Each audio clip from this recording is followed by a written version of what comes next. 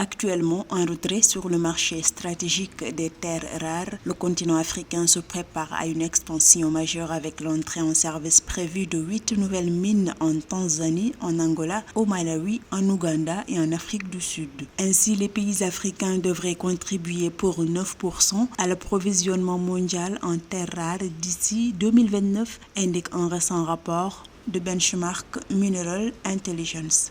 En fait, il ne s'agit pas de terres aussi rares que ça au niveau de la croûte terrestre géologique, mais elles portent ce nom du fait qu'elles sont simplement difficiles à extraire. Une chose est sûre pour autant, l'humanité dans sa formulation à venir ne pourra se passer des terres noires. Donc aujourd'hui tout se joue sur un point de vue économique pour qui en disposera. Devant produire ses premières tonnes en 2026, la mine de Makutu en Ouganda héberge 126 000 tonnes d'oxyde de terre rare. Le projet Ngala en Tanzanie est capable de livrer annuellement 16 200 tonnes de concentré de terre rare sur une durée de vie de 24 ans. En Angola, le développement de la mine de Longodio devrait permettre la production de 38 000 tonnes par an de sulfate de terre rare mixte.